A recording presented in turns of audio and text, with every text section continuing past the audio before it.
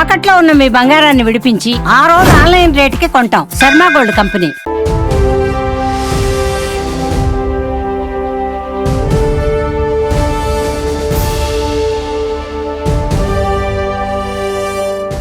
Welcome to Suman TV. ఈరోజు విజయనగరం జిల్లాలో నిజంగా పండగ వాతావరణం నెలకొందని చెప్పుకోవాలి. ఇక్కడ చూస్తున్నారు కదా, టీడీపీ పార్టీ కార్యాలయంలో సంబరాలన్నీ కూడా అంబరాన్ని అంటున్నాయి. బికాజ్ ఆఫ్ టీడీపీ సీనియర్ నేత, అదేవిధంగా మాజీ కేంద్ర మంత్రి అయినటువంటి పూసపాటి అశోక్ గజపతి రాజు గారు గోవా గవర్నర్గా నియమితులైనట్టు కాసేపటి క్రితం రాష్ట్రపతిగా ద్రౌపది ముర్ము గారు ఆదేశాలను జారీ చేశారు. సో దీనికి సంబంధించి పార్టీ కార్యాలయంలో ప్రతి ఒక్కరు కూడా సెలబ్రేట్ చేసుకుంటున్నారు. అదేవిధంగా ఈ హ్యాపీయెస్ట్ మూమెంట్ని మనతో షేర్ చేసుకోవడానికి ఎంపీ కలిశెట్టి గారు కూడా ఉన్నారు. సార్ నమస్తే అండి. సార్, గోవా గవర్నర్గా పూసపాటి అశోక్ గజపతి రాజు గారు, సో ఈ హ్యాపీయెస్ట్ మూమెంట్ని ఎలా ఎంజాయ్ చేస్తున్నారు? చాలా హ్యాపీగా ఎంజాయ్ చేస్తున్నాం. ముందుగా thank for chief minister Chandrababu Naidu గారు, అగైన్ పిఎం సార్ మోడీ గారికి, రాష్ట్రపతి గారి మేడం గారికి ధన్యవాదాలు తెలియజేసుకుంటున్నాం. ఎందుకంటే రాజ్యాంగం అన్నా, వ్యవస్థ అన్నా, అదే సమయంలో సమాజం అన్నా అత్యంతమైన గౌరవం ఉన్న వ్యక్తి, నమ్మకం ఉన్న వ్యక్తి, నిబద్ధతతో పనిచేసే వ్యక్తి, సొసైటీ కోసం అత్యంతమైన విలువలతో కూడుకున్న వ్యక్తి, నీతి నిజాయితీకి కేర్ ఆఫ్ అడ్రస్ అంటే 100% వారే.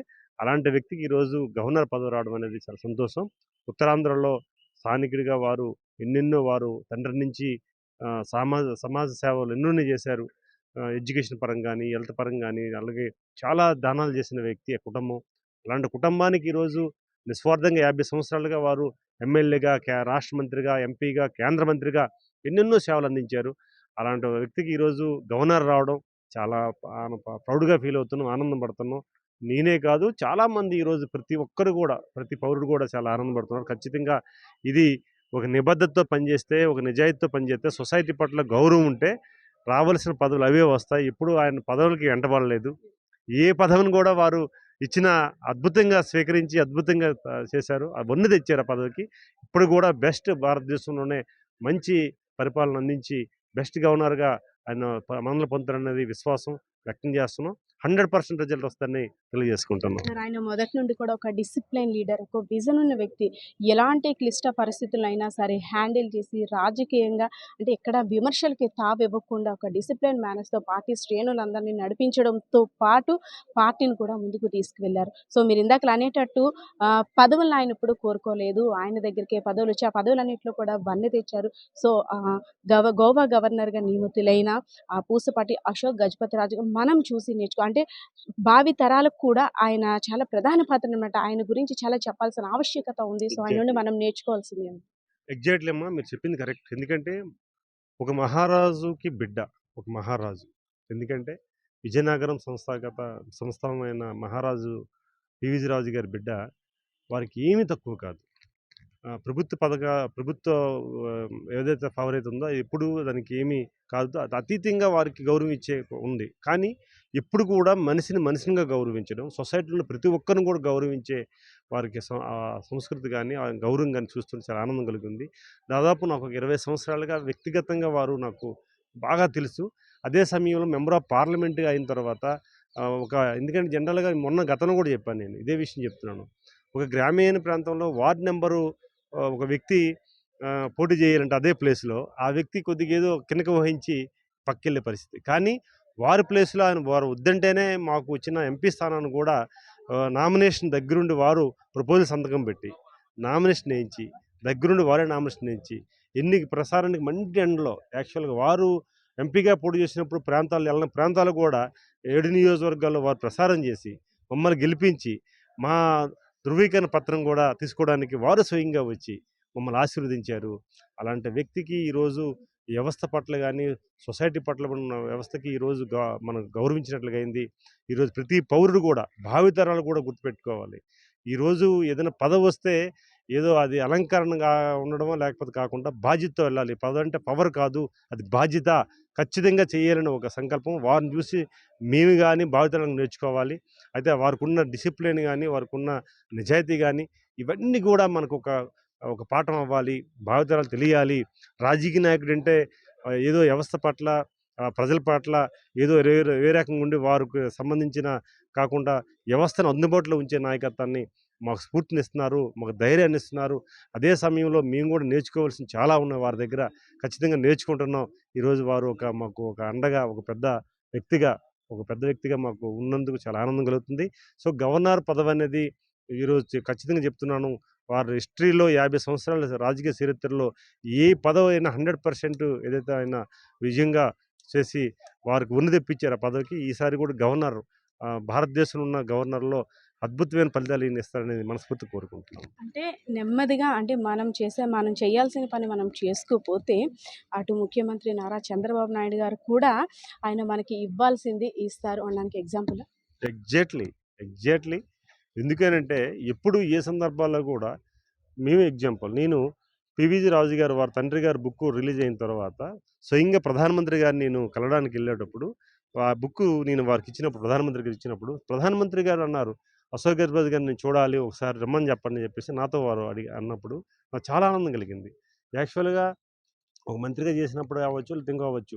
విజయనగరం అనగానే ఆయనకు గుర్తొచ్చింది అశోక్ గజపతి గారు. వెంటనే వారిని రమ్మన్నాడు. తర్వాత రెండోసారి కూడా నేను వెళ్ళేటప్పుడు రెండోసారి కలిసినప్పుడు కూడా మళ్ళీ మా ఎంపీ టీమ్‌తో వెళ్ళినప్పుడు కూడా వారు అడగడం ప్రత్యేకంగా. అడిగిన తర్వాత మొన్నను రీసెంట్‌గా విశాఖపట్నం వచ్చినప్పుడు ఎయిర్‌పోర్ట్‌లో కలమని వారు చెప్పడం, వీరికి చెప్పిన తర్వాత వెంటనే వారిని చూడడానికి వెళ్ళడం, వెంటనే ఆత్మీయంగా కలిసి మాట్లాడడం, దీనంతటికీ గౌరవ ముఖ్యమంత్రి గారు కారణం రావడం, ఇవన్నీ కూడా ఒక ఆలోచన. ముఖ్యంగా చంద్రబాబు నాయుడు గారు.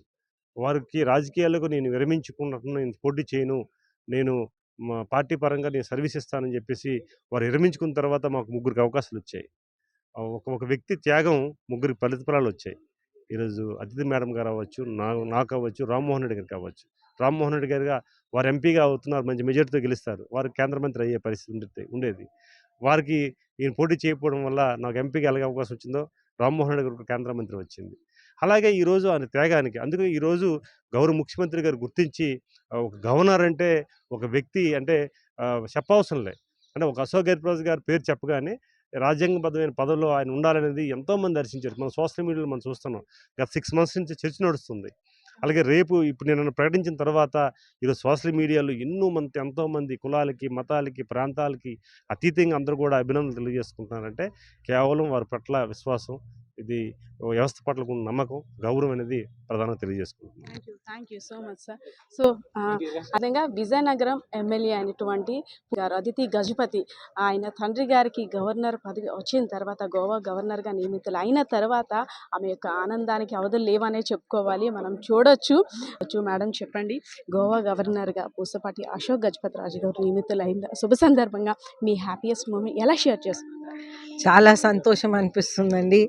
అయితే ఈ ఇన్ని సంవత్సరాలు ఒక 50 ఇయర్స్ హార్డ్ వర్క్ చేసి మన ఉత్తరాంధ్రకి, విజయనగరంకి, ఉత్తరాంధ్రకి, ఆంధ్రప్రదేశ్‌కి, మొత్తం భారతదేశంకి సేవలు అందించారు. అయితే వారు సేవలు ప్రైమ్ మినిస్టర్ గారు నరేంద్ర మోదీ గారు, చీఫ్ మినిస్టర్ చంద్రబాబు నాయుడు గారు ఇద్దరు కూడా గుర్తించి ఈ అద్భుతమైన పదవి అనేది వారికి ఇవ్వటం అనేది చాలా సంతోషం. పెద్దలందరూ కూడా కలిపి వారికి గుర్తింపిచ్చి ఈ పదవి. యూత్ లీడర్ మీలా యంగ్స్టర్స్ అంతా కూడా ఆయన్ని ఆదర్శంగా తీసుకొని ఇంకా ముందు రాజకీయాల్లోకి రాబోతున్నారు.